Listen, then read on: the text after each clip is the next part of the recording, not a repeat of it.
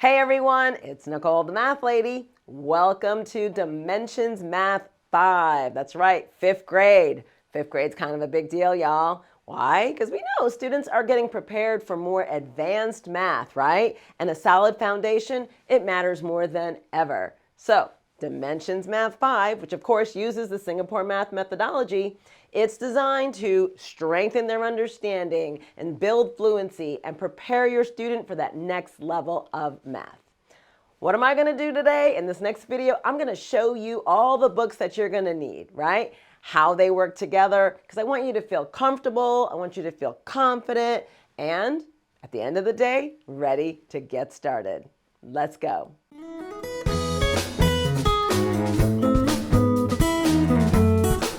To complete a full course of Dimensions Math 5, you're going to need 8 different books.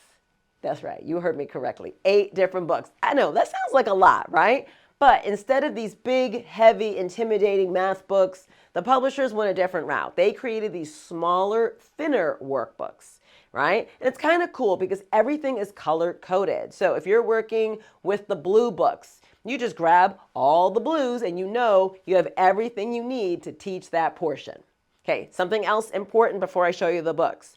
They are divided into 2 halves, right? The whole curriculum has A side and B side. So think of these like semesters if you want, right? The A side's usually done for the first half of the year. It's got 8 chapters. It's about 60 lessons. And then the B side has 7 chapters, also around 60 lessons. Okay, so again, most people will do A for the first half of the year, then they'll do B for the second half of the year.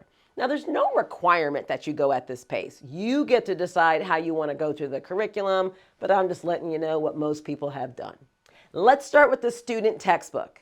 Now, I did say textbook, so most people think there's going to be some big, heavy hardcover book, and it's not. It's a softcover book. This is what it looks like, right? It's softcover, and it looks kind of like a workbook, but it is called the student textbook. This is where the learning happens, right? This is where your students' lessons are located. Okay, and as I said, there's about 60 that are in the A side and about 60 that are in the B side. All right, let's talk about the lessons now. The lessons are broken down into 3 sections. It's called the think, the learn, and the do. Okay, let's start with the think. The think section is where the topic is introduced with a team of characters. And these characters, they kind of act as guides through the curriculum, right? You get to know them, you get to know their names. So in the beginning, they pose a problem and they kind of make them real world situations. So, you know, students go, am I ever going to use this? Well, you can see that because they're giving you these real world situations. Okay, so that's the think. They pose the problem right there. Then we move on to the learn section. The learn section is just what it sounds like. That's where the learning takes place, the math instruction. That's where I, Nicole the Math Lady, do my thing where I teach the content of the lesson. Now, I teach the whole thing, think, learn, and do, but I want you to know the meaty part is that learn part, okay? Now, after we do the learn, we move on to the do. That's meaty too, because the do, right, is where the student and the instructor, we practice together. I call it a guided practice, right? We walk through different examples of what they just learned in that learn section.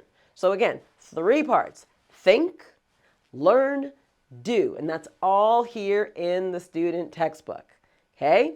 So when we're done with this lesson, we now are ready to move on to the next part. So when you're done with the student textbook, you move on to the student workbook. And again, soft cover, it's thin, it looks like a workbook, okay? Now, what happens in the student workbook? Well, remember I said in the student textbook, we had that do section where we work together on some more problems, right? Where they apply what they learned. Well, in the student workbook, the instructor's like, bye-bye, you're on your own, kid. And this is where the student works through problems on their own, right? It's just full of practice problems. It's broken into 3 sections, okay? It's called basics, practice, and challenge. Okay, the basics. Sounds exactly like what it is. It is, right? It's where students review the entire lesson. Now the practice, it provides necessary practice, but it progresses a little bit more in difficulty. And then the challenge section is what it sounds like too, right? It's an extra opportunity for some more enrichment. Now, the student workbook, as opposed to the student textbook, it's black and white. The student textbook was colorful, pretty. This one, black and white. Okay, it's meant to be written in. Now, something you need to know. Do you have to do every single problem? Singapore math folks say you don't. You don't have to do every single problem. Here you can pick and choose the problems you'd like your student to do to get a more tailored experience. Now, what does Nicole the math lady say? I say a little practice never hurt anybody. So, if they're up for it, more practice problems I say are the better. So, do the practice problems.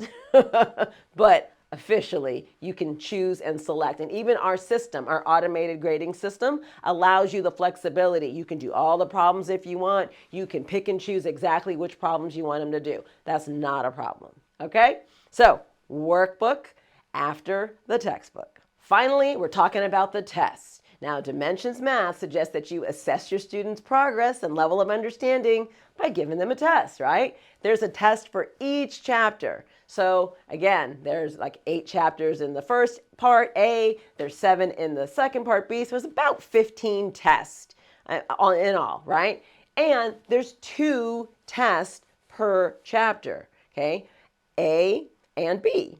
So B is a little bit more difficult than A. Totally up to you if you want to give your student both tests or if you want to pick, the easier one, the harder one, totally up to you to see what your student needs. Let's talk about the guide. So Dimensions Math has 2 options. There's the teacher's guide, which is this bigger book here, and then there's the home instructor's guide, which is the smaller. They're both spiral bound, but one's bigger, one's smaller. Okay, now I have a separate video that explains the differences between the teacher's guide and the home instructor's guides. But for now, I want to point out that, you'll find some consistencies in both, okay? The guides are where you find your teaching instructions, and that includes the scheduling, the materials, the notes, the games and activities that you play. It tells you, if you're planning on teaching, exactly what you need to do. Now, it also has textbook problems and workbook problems, the answers in there. So people will say, do I have to buy the guide, Nicole, if you're going to do all the teaching? You do, because that's where the practice problems and their answers are located, okay? So make sure you figure out which one of these, and again, I have a separate video that explains why you might want to get the teacher's guide or why you might want to get the home instructor's guide. So what else is left? Well, if you are doing Singapore math, I hope you know that manipulatives are a critical part to the teaching, right? So manipulatives, I have some of them here. Things like counters, place value discs, linking cubes, things I used all the time. Now, you might say, well, Nicole, we plan on using your videos. Do we need to get the manipulatives? Yes, you do. Okay, just because I'm doing it on screen doesn't mean your student can just watch me. They are called manipulatives because your student needs to manipulate them. It helps with the ahas and them seeing the math. Okay, so they have to do the manipulatives alongside me. Finally, there's also just a few printables that you might need. Don't worry, if you need it, they will tell you where to go print it or where to look for it in your home instructor's guide.